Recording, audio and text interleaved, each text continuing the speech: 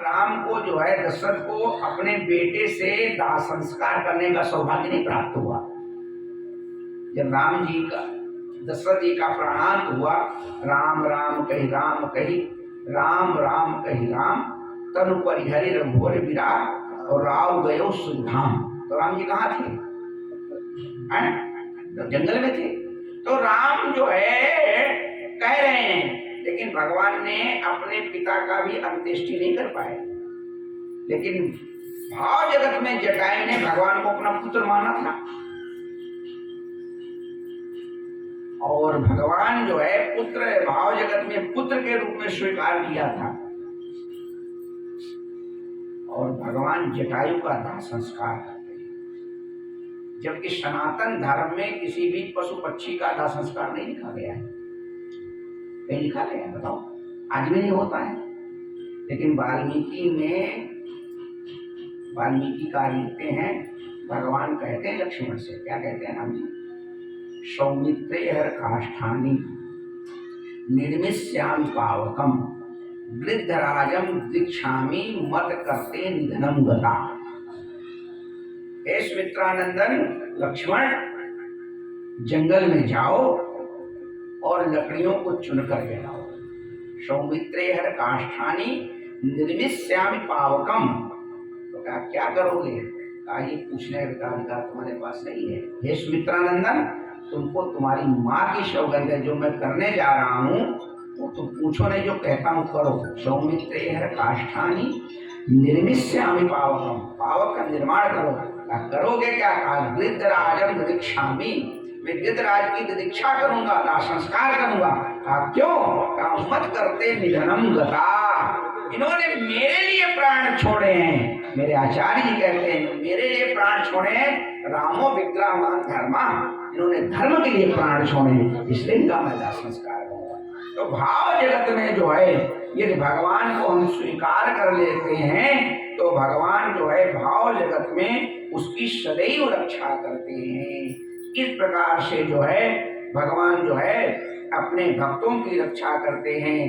कहते हैं कि भक्त हमारे पग धरे वहाँ धरूं मैं हाथ, सदा संग लागत फिरूं कबहू न छोड़ूं साथ।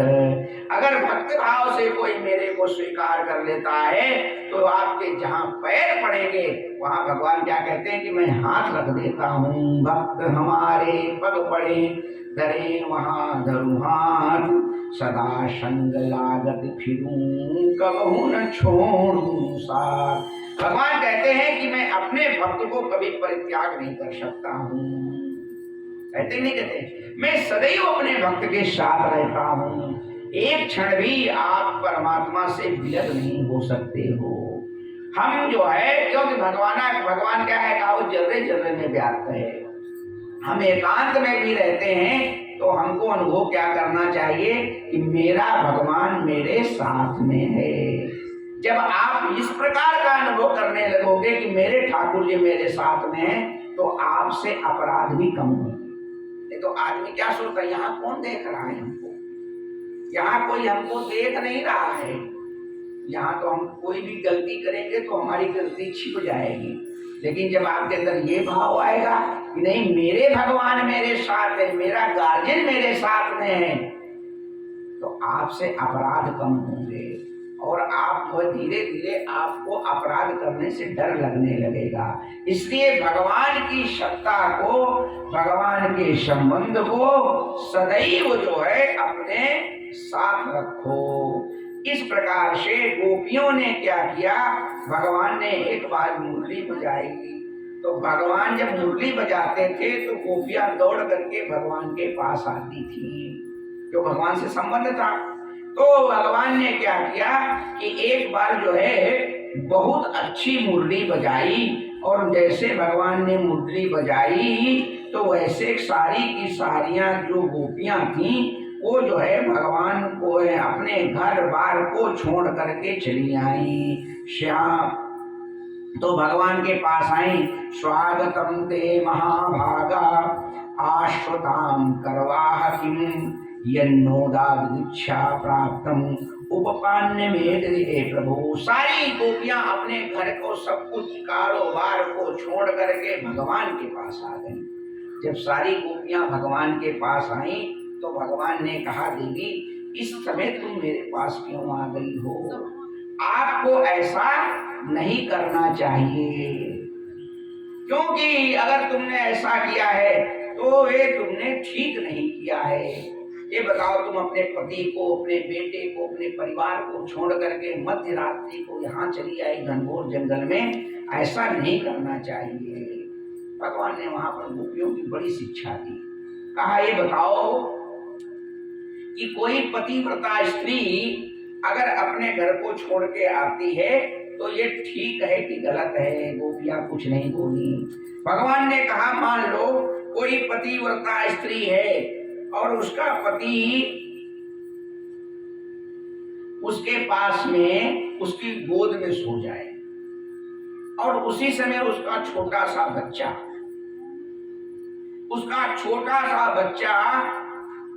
सो रहा था, वो जग जाए और जग करके घर में कहीं पर चूल्हा जल रहा है या आग जल रही है, उसमें कि उसकी तरफ जाने लगे तो स्त्री को क्या करना चाहिए? तो स्त्रियों ने कहा कि अगर वो पतिव्रता है तो बच्चा जले तो जल जाने दो, उसको, अब उसका पति गोद में सो रहा है तो उसको जगाना नहीं चाहिए, उसको डिस्टर्ब नहीं करना चाहिए। और कहा कि ऐसा ही, भगवान का प्रश्न है कि ऐसा ही एक हुआ जाकर के और उसका बच्चा गया और आग में जल गया। पति सो रहा था तो स्त्री ने कहा कि भाई हम नहीं हटा सकते हैं, और वो उसने अपने हृदय पे, कलेजे पे पत्थर रख लिया, उसका बच्चा जल गया। लेकिन जब पति जगा तो जाकर के देखा तो उसका बच्चा अग्नि में भी खेल रहा था। ऐसा पतिव्रत धर्म होता है, और आपने इस पतिव्रत का धर्म का परित्याग कर करके और तुम इस जंगल में चली आई हो, ये ठीक नहीं किया तुमने। स्वागतम ते महाभागा आश्रुताम करवाह किम, ये अच्छा नहीं किया है, लेकिन अगर आप आ गई हो तो मैं आपका स्वागत करता हूँ। आप लोग सद्य अपने अपने घर को चली जाओ, आपको यहाँ आना नहीं चाहिए। और मैं मुरली बजाता हूँ तो उसका आनंद आप अपने घर से लो जाते हो। गोपियां बड़ी उदास हो गई। एक बड़ी चालाक गोपी थी। कहा, जो आप कन्हैया कह रहे हो तो ठीक कह रहे हो, मेरा एक प्रश्न है, इसका उत्तर दे दो तो अब हम वापस चली जाएंगी। भगवान ने कहा, बताओ क्या तुम्हारा प्रश्न है?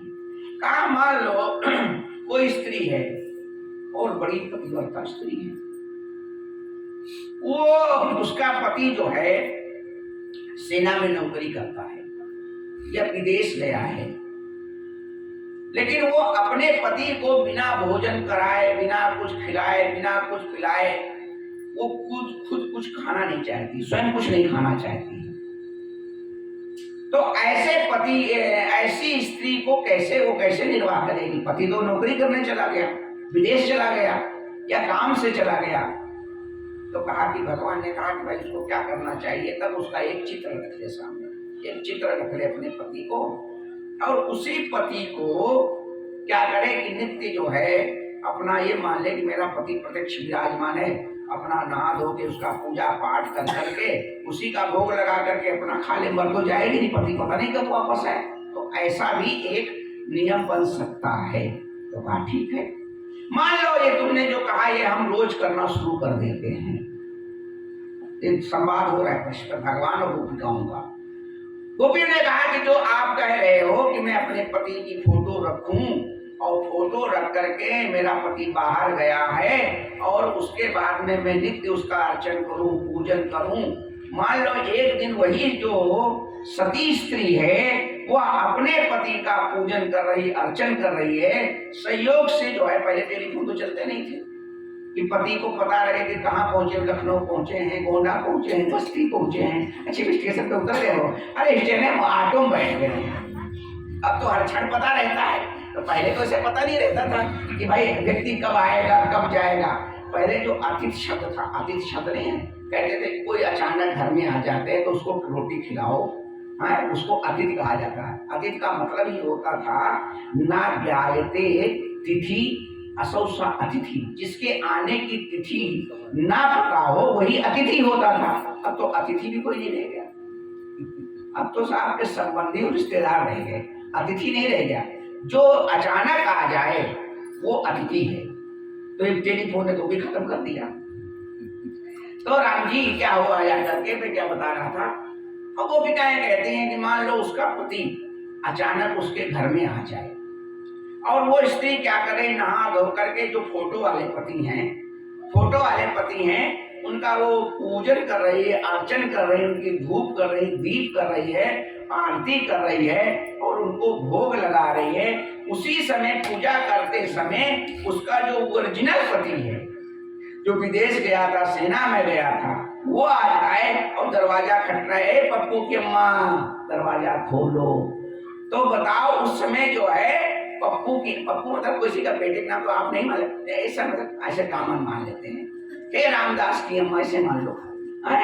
तो अगर ऐसा बोले वो आकर के, तो हे प्रभु ये बताओ उस समय उस स्त्री का धर्म क्या होता है। बात समझे? गोपियों ने प्रश्न किया भगवान से, ठाकुर जी से, कि बताओ अब उस स्त्री का उस समय धर्म क्या बनता है कि वो सामने फोटो वाले पति की पूजा करे, कि जो घर में दरवाजे पर पति आ गया है कि उसको जाकर के अंदर में लेकर के आए। तो भगवान ने कहा बड़ी मूर्ख, ये तो सामान्य व्यक्ति भी जान सकता है कि हम फोटो की पूजा क्यों कर रहे हैं, क्योंकि सामने पति नहीं है इसलिए कर रहे हैं। तो गोपियों ने कहा कि हे प्रभु अब आपके प्रश्न का उत्तर हम नहीं दे रहे, आप अपने आप दे रहे हो। ये जो संसार में मेरे साथ संबंध रखने वाले पति हैं, ये कौन पति हैं? कहा कि ये तो जो फोटो के तरीके से पति हैं। एक भाई काम बताने आई थी, श्लोक सुना रही है, बोलो वृंदावन बिहारी लाल की।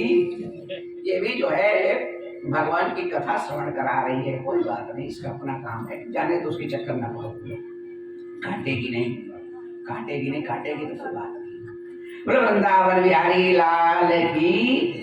तो मैं क्या कह रहा था राम जी, कहा कि जो मान लो जो ये सारे मेरे पति हैं, संसारिक पति हैं, ये क्या हैं? कहा ये फोटो के तरीके से पति हैं, इनका मैं पूजन करते हैं, लेकिन आप तो जगत पति हो। सुभद्रा ने कहा ना कि दे पाहि पाहि महायोगिन देव देव जगतपति, आप जो है जगतपति हो। जब जगतपति मेरे सामने आ गया तो अगर हमने संसारिक पति का परित्याग करके आप सामने आ गए तो हमने कोई अपराध नहीं किया है। अगर मैं अपराधी हूं तो आप मुझे सजा दो, अगर मैं अपराधी नहीं हूं तो आप मुझको अपनाओ और अपना करके जो है अपने साथ में हमको रास करना है। इस प्रकार से भगवान ने गोपिकाओं ने भगवान को निरुत्तर कर दिया, भगवान को निरुत्तर कर दिया। भगवान ने कहा कि धिग जन्मम नास्मृद्धिम विद्याधिग बहुज्ञातकम धिग कुलम धिग क्रिया लक्ष्यम विमुखाते तो कक्षयी। इस प्रकार से भगवान ने कहा कि वास्तव में गोपिकाओं ने भगवान को निरुत्तर कर दिया। भगवान ने कहा ऐसा है देवी, अभी तो तुम चुपचाप घर जाओ और घर जा करके आनंद करो। जब मैं दोबारा बंसी बजाऊंगा और एक मैं महारास का आयोजन करूंगा, उस समय जो है तुम मेरे साथ आकर के और मेरे साथ में आप आराम से महारास का आनंद लेना। गोपिकाओं को भगवान ने बड़ा समझाया और समझाने के बाद में सारी की सारी गोपिकाएं वहां से चली गई। बोलो वृंदावन बिहारी लाल की। आइए दो बार भगवान नाम संकीर्तन करते हैं, फिर आगे की कथा चर्चा करते हैं। बोले सीता रामचंद्र भगवान की। आइए अपने मन और वाणी को पवित्र करते हैं, भगवान नाम संकीर्तन मस्ती के साथ करेंगे। तत्पश्चात आगे भगवान की मंगलमयी कथा। गोविंद गाले गोपाल गाले, गोविंद गाले गोपाल गाले, गोविंद गाले गोपाल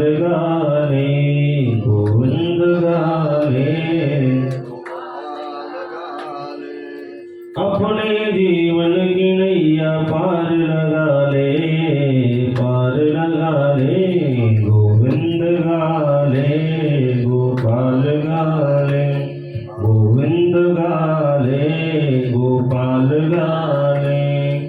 अपने जीवन की नैया पार लगा ले, पार लगा ले, गोविंद गाले, गोपाल गाले, गोविंद गाले, गोपाल गाले, गोविंद गाले, गोपाल गाले, गोविंद गाले,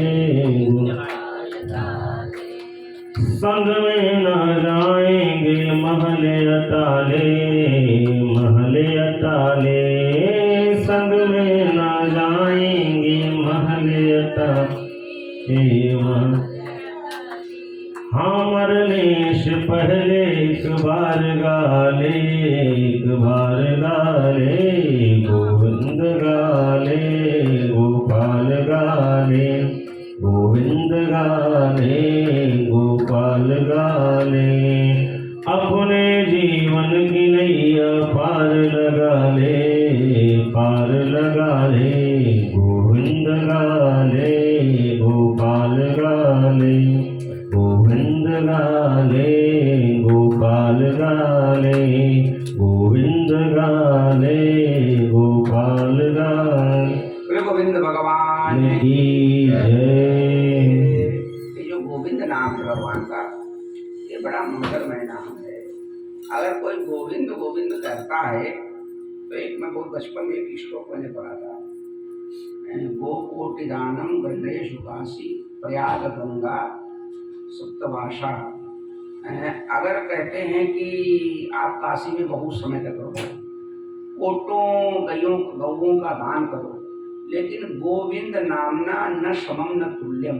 अगर कोई गोविंद गोविंद करता है तो उसकी तुलना उसके बराबर भी नहीं हो सकती है। इसलिए भगवान का कोई भी नाम हो, उसके नाम की ही बड़ी बड़ी कथाएं हैं। एक एक नाम की अगर कथा कही जाए ना तो इनकी भी कथाएं हो सकती हैं। हाँ समझे। और जो आप कह रहे हो कि राम न सकई नाम गुण गाय, भगवान का नाम चाहे गोविंद हो, चाहे माधव हो, चाहे मुरारी हो, चाहे कृष्ण हो, चाहे राम हो, कोई भी नाम हो, नाम में ही दम है। और ये जो नाम शब्द है, यानी कि कृष्ण आए तभी नाम चला, राम आए तभी नाम नहीं चला। ये राम का जो नाम है, गोविंद का जो नाम है, राम और कृष्ण भी अनादि है, ऐसे समझो। तो इसलिए किसी भी नाम में निष्ठा हो जाना ही भगवान की भक्ति है। ये जितनी भी कथाएं हैं, जितनी भी उपासना पद्धति हैं, सारी की सारी उपासना पद्धतियों का अगर कोई निचोड़ है तो भगवान का नाम ही है। और इसी निचोड़ को भगवान शंकर ने पकड़ रखा है। ठीक है। तो राम जी तो बड़ी लंबी बात हो जाएगी। आज तो क्या हुआ, भगवान नित्य गौचारण करते हैं और गौचारण करके भगवान एक दिन गौचारण करने गए थे राम जी। तो भगवान ने क्या देखा कि जंगल में कुछ दूरी पर कुछ ब्राह्मण लोग यज्ञ इत्यादि कर रहे हैं। तो यज्ञ इत्यादि कर रहे हैं तो भगवान ने देखा कि बहुत दिन से यज्ञ कर रहे हैं, कर्मकांडी ब्राह्मण थे। ये धूप कहीं हटा दीजिएगा, हमको नुकसान हो जाएगा। वो मक्खी तो एक ही बार आएगी तो हमेशा पीस देगी।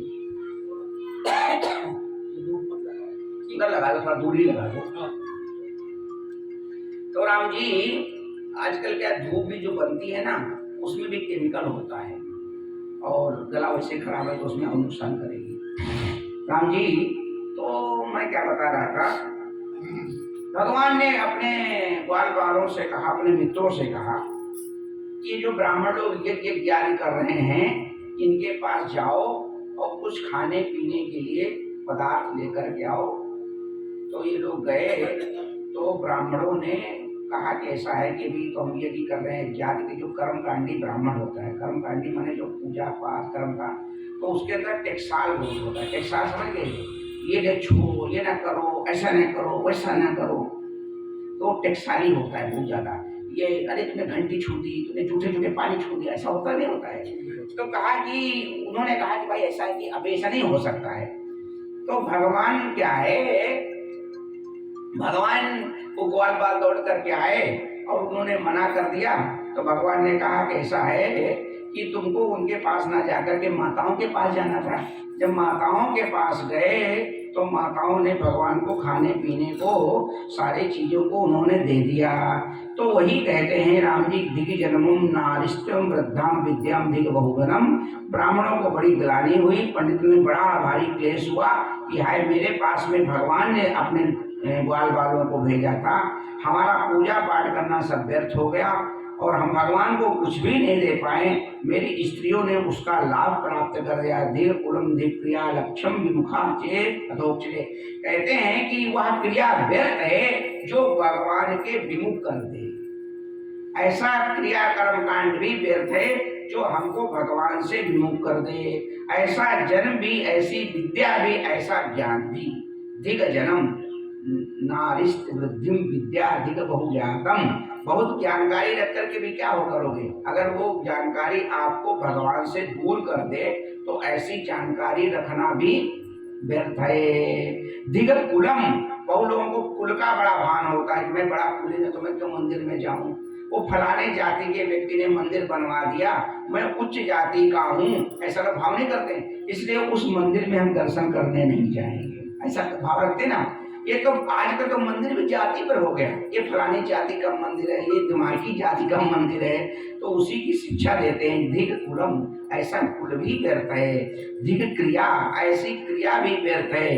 कहा कौन सी, विमुखा ते अधोक्षरे। अधोक्षर माने भगवान से जो क्रिया आपको विमुख कर देती हो, ऐसी क्रियाओं को, ऐसे कुल को, ऐसी विद्या को आग लगा देना चाहिए। ऐसी विद्या का, कुल का कोई मान मतलब नहीं रह जाता है। इस प्रकार से भगवान ने शिक्षा दी और वो सारे के सारे आकर के भगवान को प्रणाम करते हैं। इसके बाद में भागवत जी की जो रास पंचाध्यायी है उसकी कथा आती है। भागवत में जो रास पंचाध्यायी है ये भागवत जी का प्राण है। भागवत जी में 365 अध्याय हैं, 18,000 श्लोक हैं। उन 18,000 श्लोकों में से जो प्रमुख, जो 365 अध्याय में से जो 5 अध्याय हैं दशम स्कंद के, इन्हीं को रास पंचाध्यायी बोला जाता है। ये कहा कि यही 5 प्राण हैं भागवत जी के। तो रास पंचाध्यायी में ये क्या है, कहा ये शुद्ध ब्रह्म और जीव का मिलन है। आप अगर इस बुद्धि से सुनोगे तब तो इसका आपको समझ आएंगे। एक बहुत अच्छे महात्मा हुए स्वामी करपात्री जी महाराज, आपने नाम सुना होगा, बनारस के धर्म सम्राट बोला जाता है। आते थे हमारे, हाँ तो आते होंगे, आपने दर्शन किया, मेरे दर्शन करने का अवसर नहीं प्राप्त हुआ, लेकिन उन्होंने रास पंचाध्यायी पे भाष्य किया। वो पुस्तक मेरे पास है, राधा नाम उसका दिया उन्होंने, और इतनी मोटी सी पुस्तक है। तो वो पूरी की पूरी पुस्तक ही जो है रास पंचाध्यायी पे है। और एक स्वामी अखंडानंद जी भी है, तो उन्होंने भी भागवत तत्व दर्शन ऐसे कर कर उन्होंने ग्रंथ छापा। तो ये सारे के सारे लोगों ने क्या किया कि केवल रास पंचाध्याय पे सालों के साल, दिनों में नहीं, महीनों में नहीं, सालों के साल इस पे केवल कथा की। और उस समय कथा कैसी होती थी कि न गाना न बजाना, सुनने वालों की भी बड़ी सुधी श्रोता रहते थे।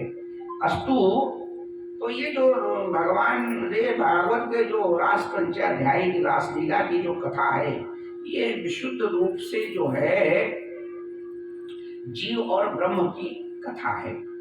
इसमें 5 प्राण है, ये जो 5 अध्याय हैं। कहा रास कथा की अगर श्रवण करना है तो इसमें सबसे पहले क्या है कि आपको जो रास पंचाध्याय में पूरी नौधा भक्ति भी है, और इसको अगर सुनना है तो आपको मन वाणी को पवित्र करना पड़ेगा। नंबर 1 है प्रथम सुमिर भागवत भक्त भगवंत वाणी, द्वितीय अपराधे भक्ति व्यास नो भक्ति बखानी।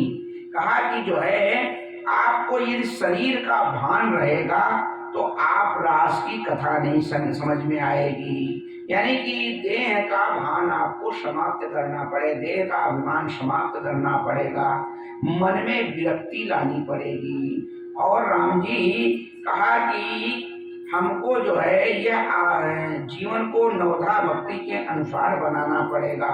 और गोपी का मतलब आपको समझना पड़ेगा। गोपी कोई जो है ये सखी नहीं, सहेली नहीं है। गोपी क्या है? कहा गोपियां जो है इंद्रियों को कहते हैं। जो इंद्रियां हमारी कृष्ण रस में सदैव लगी रहती हैं। गोभी इंद्रिय कृष्ण रसम पिबत इति गोपी। जो अपनी प्रत्येक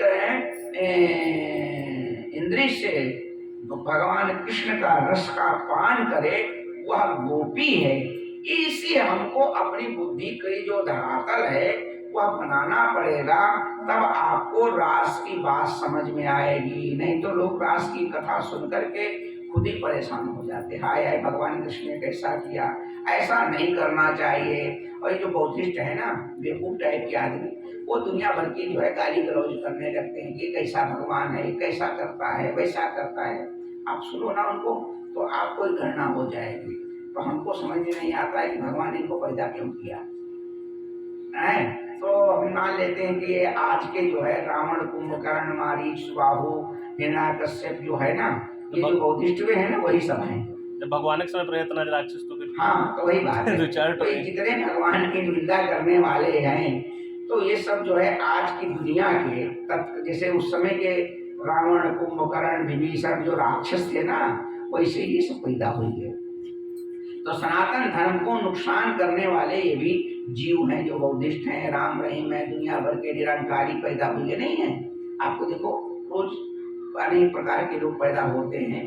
तो कहा कि ये इस प्रकार के अगर आप जो है बुद्धि रखोगे तो आप कभी भी इसको समझ में नहीं पाओगे। और कहते हैं राम जी कि ये जो वेद है, वेद के 4 भाग हैं, ऋग्वेद, सामवेद, अथर्ववेद हुए ना कर, उसमें 3 पद्धति हैं, ज्ञान कांड, उपासना कांड और कर्म कांड। तो जो 80,000 मंत्र कर्म कांड के हैं, 16,000 मंत्र जो है उपासना कांड के हैं, वही जो है ये गोपियां बनकर के आए हैं। ये गोपिका जो है कोई सामान्य जीव नहीं है। ये कहा कि जो है वही बनकर के आई, परमात्मा के समीप ले जाने के लिए ये भगवान ने इस प्रकार की लीला की। तो ये जो है शुद्ध रूपा है, मुनि रूपा है, साधना सिद्ध है, स्वयं सिद्ध है, दैत्य कन्या है, मंस संकन्या है, वो सारी की सारी जो है गोपिका बनकर के आज ब्रज मंडल में आई हैं। और आपको बताएं कि जितनी भी ऋतुएं होती हैं वो सारी की सारी ऋतुएं जो है आज ब्रज मंडल में उपस्थित हो गई हैं। और जो है इस समय क्या है कि शरद पूर्णिमा की रात्रि है। शरद पूर्णिमा आने वाली है ना, तो अपने की शरद पूर्णिमा बीत गई। शरद पूर्णिमा जो बीत गई, जिसमें ग्रहण था, चंद्र ग्रहण था। अभी तो कार्तिक पूर्णिमा आएगी। अभी तो शरद पूर्णिमा जिसमें खीर रखी जाती है। तो शरद पूर्णिमा की, तो राम जी कहा कि शरद पूर्णिमा की रात्रि को भगवान कृष्ण ने यमुना के किनारे निनाद किया, अपनी बंसी को बजाया, बड़ी मधुर स्वर में भगवान की बंसी को बजाया। भगवान ने बंसी को जैसे बजाया तो कहते हैं कि उस समय पूरी जो शरद पूर्णिमा की जो रात्रि होती है, शरद पूर्णिमा वाले दिन हम वहाँ थे, हरिद्वार में थे। 29 तारीख को पूर्णिमा थी और 28 तारीख को मैं वहाँ था, क्या नाम है, बद्रिका आश्रम में था। और 29 तारीख को शरद पूर्णिमा में ऋषि के वहाँ था, सॉरी हरिद्वार में। तो राम जी शरद पूर्णिमा की रात्रि में पूरा चंद्रमा का जो प्रकाश है वो एकदम फैला हुआ था। कैसे फैला था? मानस में चौपाई एक आती है चंद्रमा के प्रकाश की, पता है आपको? नहीं है? अभी बताता हूँ। बिथुरे नव मुकुता हल तारा, ऋषिकेशरी केर सिंगारा, कहा प्रभु शशि महु में जगताई, कहा निज निज मति भाई। भगवान ने भी शशि को देखा, कहाँ बैठे हैं? समुद्र के किनारे। समुद्र के किनारे भगवान बैठे हैं। समुद्र का वो बन गया है, क्या श्राम सेतु बन गया, पुल बन गया, और पुल बनने के बाद सारी सेना समुद्र के इधर लंका में आ गई है। लंका में आ गई, रावण को खबर चली गई, लेकिन रावण क्या है, मस्ती कर रहा है। लंका ऊपर शिखर अगारा, और तहां दस कंधर देखी अखाड़ा। 10 कंधर जो है सेना इधर आ गई, लेकिन रावण मस्त है, नाच गाना खान पान में मस्त है। लेकिन भगवान मस्त नहीं है। भगवान जो है अपने जो साथी हैं उनकी परीक्षा लेना चाहते हैं। भगवान भी परीक्षा लेने में पीछे नहीं हटते हैं। तो भगवान ने अपने मित्रों को बुलाया, सब लोग इधर आओ। आए, लक्ष्मण जी भी आए, हनुमान जी भी आए, सब आए। तो भगवान ने परीक्षा लेने का तरीका देखो क्या अपनाया। भगवान ने चंद्रमा को दे देखा, कहा प्रभु शशि महु में जगताई। ये चंद्रमा में कालिमा कैसी दिखाई पड़ रही है? यही तो प्रश्न है भगवान का। कहा शशि महु में जगताई, और कहा निज निज मति भाई। इस चंद्रमा में जो काला कालापन दिखाई पड़ रहा है, ये क्या दिखाई पड़ रहा है, ये मेरे समझ में नहीं आता है। यही प्रश्न किया भगवान ने। ये प्रश्न करने का अभिप्राय क्या है कि भगवान सबकी बुद्धि को समझना चाहते हैं कि मेरे पास जो लोग हैं उनकी बुद्धि कितनी है। वो लंबा प्रसंग हो जाएगा, छोड़ वस्तु।